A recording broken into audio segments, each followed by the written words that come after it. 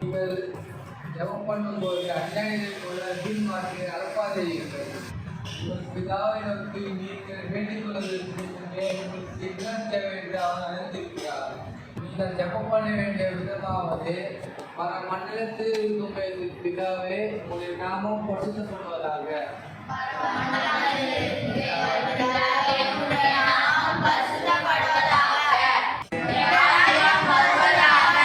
உங்களுடைய சித்தம் மண்டலத்தில் செய்யப்படுவது போல பூலகத்திலும் செய்யப்படுவதாக.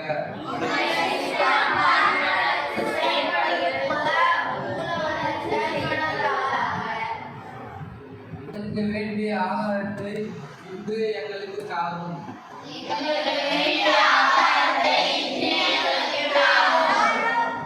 எங்கள் கடனாளிகளை நாங்கள் மன்னித்தது போல எங்கள் கடன்களை எங்களுக்கு மன்னியும்.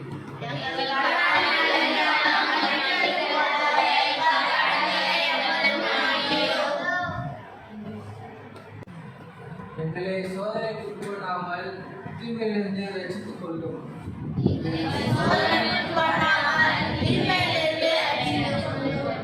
ராஜ்யமும் வல்லமையும் மகிமையும் என்றென்றைக்கும் உம்முடையவைகளே. ஆமென்.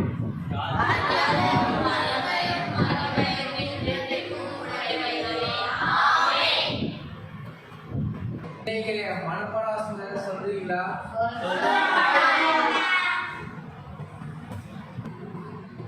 ஜபத்தை கேட்கிறவரை மாம்சமான அவரும் இடத்தில் வருவார்கள்.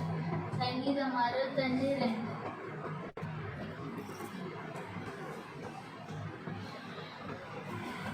அவர்கள் கூப்பிடும் முன்னே நான் மறுத்தல் கொண்டிருப்பேன். அவர்கள் பேசும்போது நான் கேட்பேன். ஏசையா 65:24. தம்பி நீ சொல்லுப்பா. கர்த்தருடைய ஜபத்தை அலட்சியம் பண்ணாமல் அவர்கள் விண்ணப்பத்தை அங்கீகரிப்பார். சங்கீதம் 22:16. நீ சொல்லுப்பா.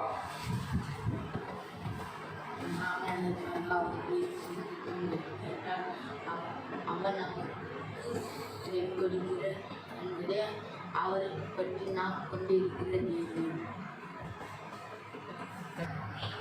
வேற யாராச்சும் இருக்கீங்களா? சொல்லுமா. அந்தி சந்தி மத்தியான வேலைகளிலும் நான் தியானம் பண்ணி முறையிடுவேன். அவரை சத்தத்தை கேட்பார். சங்கீதம் 55:17. இல்லைங்களே, மனப்படாசம் நல்லா சொல்லியிருக்கேன்.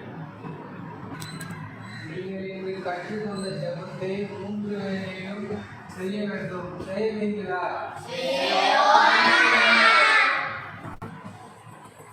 வாங்க ஜெபிக்கலாம்.